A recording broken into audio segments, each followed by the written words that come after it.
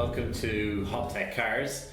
This is my first video on the channel, so welcome all. Today I'm going to talk a little bit about my Celica project that I've acquired. I bought the car around August 2022, and the car is a 2004 Toyota Celica. There's 280,000 kilometers on it, and it's a Japanese import SS1. It's a 1ZZ FE engine. There's 7 owners on it from new, and there's some interesting tidbits on it because it's a Japanese import car. For example, there's no immobilizer on it. It has a genuine TRD spoiler and a genuine TRD bonnet spoiler, which I'll talk a little bit more about later. And it has genuine HID xenon headlights, which are exceptionally rare, and I'm pretty sure go for big bucks in the US market and whatnot. And the guy I got it from had it for about 5 years, and really the story of the car was the bodywork is in very good condition, the car runs fine, but it was out of NCT and hadn't been driven really in about a year and a half. And the reason for the car lying up is that the catalytic converter had been stolen and cut out of the car, along with the oxygen sensor and the loom for that and everything. So the car was exceptionally loud to drive, lots of vibrations in the cabin, but and obviously engine lights all over the dashboard, but the car drove fine, so I decided to go ahead and buy it. The bonnet spoiler I mentioned isn't to my taste. They're a bit like Marmite. Some people like them, others don't. But for me, the first thing I did when I bought the car is that I wanted to take it off. However, I learned that I think there's 6 or 8 10mm bolts holding it in place, and the person who installed it, probably Toyota, drilled it through the bumper. So, or not through the bonnet, I should say. So I'm stuck with it unless I want to repair my bonnet and get maybe the bonnet resprayed or source another bonnet. So for the moment it's going to stay put. Other notable things about the car, the leather interior is non-original. It was added by a previous owner. The original Jap import SS1 should have come with red and black cloth seats. I don't know, it's a bit of an upgrade, the leather, so I'll keep it and I'm happy with it, but it probably would have been something that I would have done eventually to this car. Anyway, it has an aftermarket radio. I'm a stickler for originality, so perhaps in the future I might swap back to an original Toyota head unit. The alloys on it are brand new.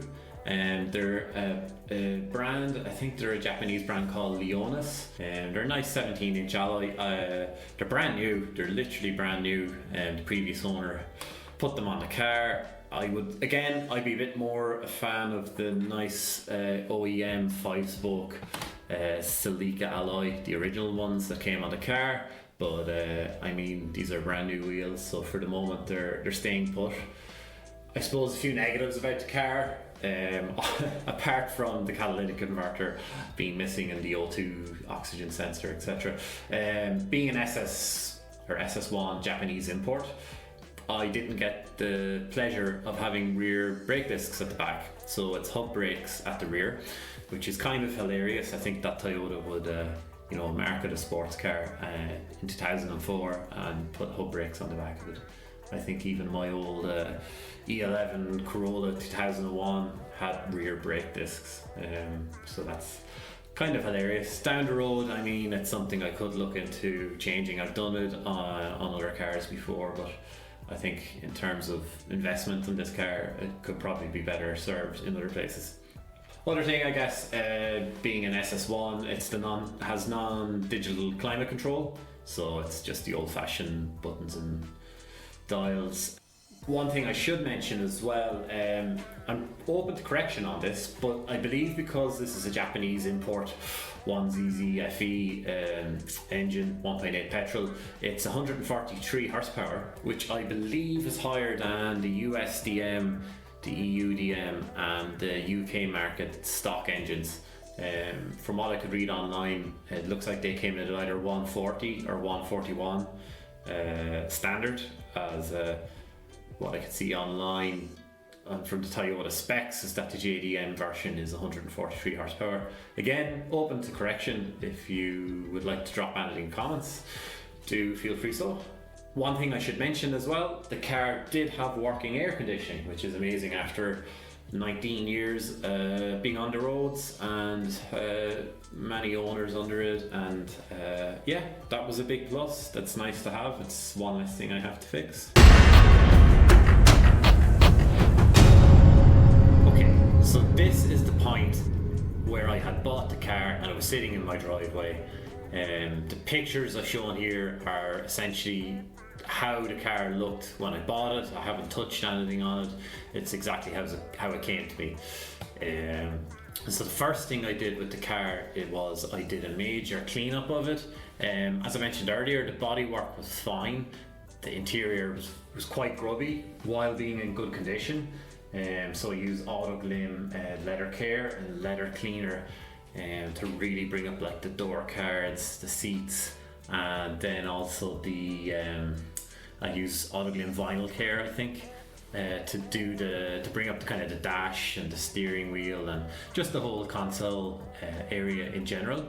One thing you may have noticed from the pictures that I've shown is that the car was covered in lots of unfortunate shark fins and, I don't know, aerodynamic fins on the front bumper, the roof, and on the rear bumper of the car. So removing these was the first thing I did.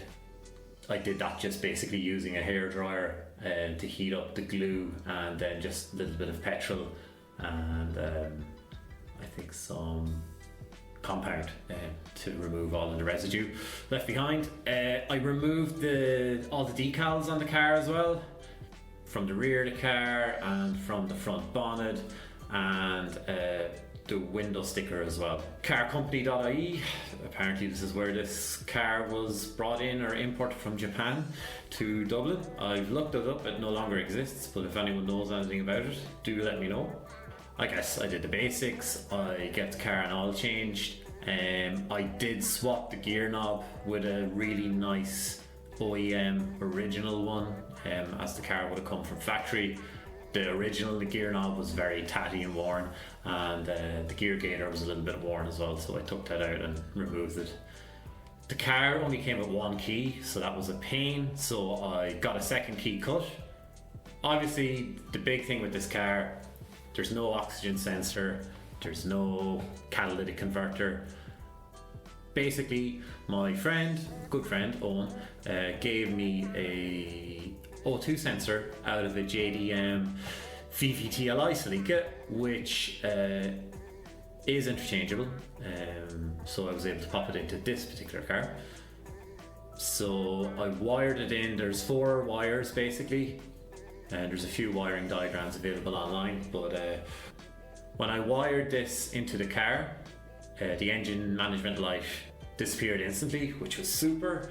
It meant that the engine management light on the car was just related to the O2 sensor being ripped off the car and cut off. So I knew I was onto a winning streak. That was the first success. So I went to an exhaust expert and they put in a catalytic converter for me.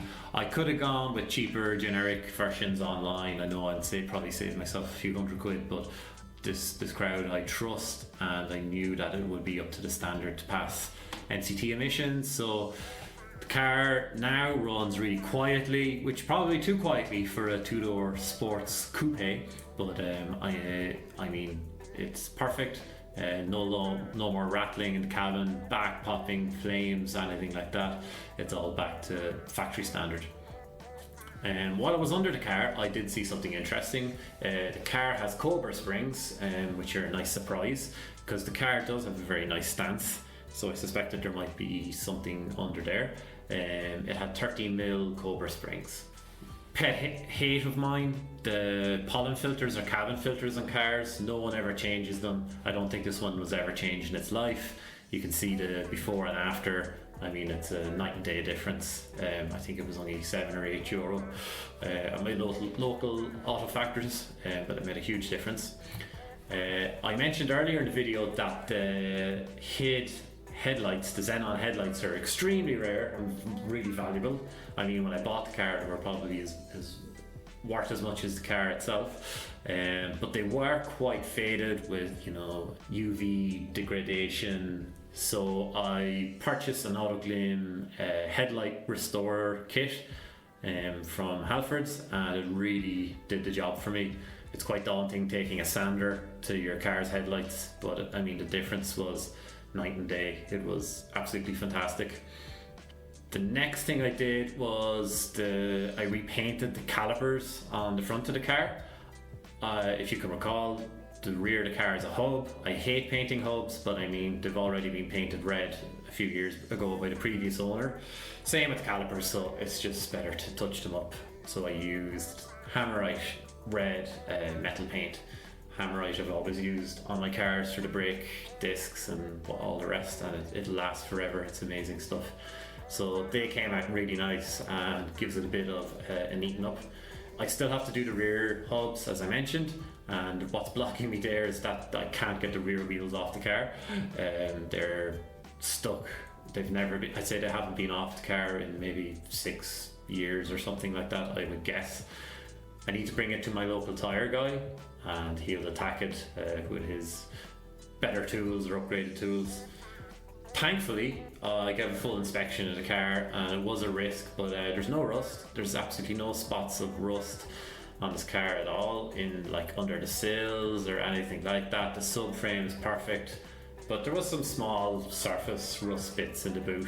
So I did take my black Hammerite Rust-Oleum and just look after these, sanded it down a bit, coated it over. It's more preventative, and it's rust that's not seen, so aesthetically it's fine. But I mean, hey, while I have all the plastics out, I might as well treat it and do it right. So that is where the car stands at the moment. It's come on a lot. It looks really, really good.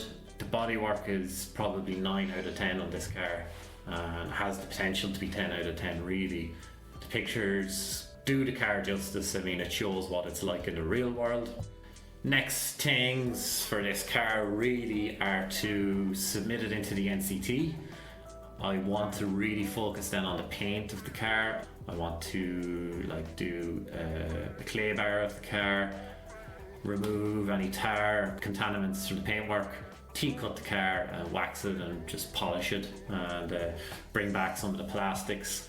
And the boot trim is horrendous. It's, I don't know who or what resprayed it previously in the car's life, but it needs a lot of attention, so I'll sand that all back and paint it up and have it nice and neat. There's a few jobs like that basically. The car is well on its way. That is really it. I won't blather on too much longer. As with all YouTube video stuff, please do like, comment, subscribe, all those things that people tell you to do. Thanks for watching, and take care, and I'll talk to you soon.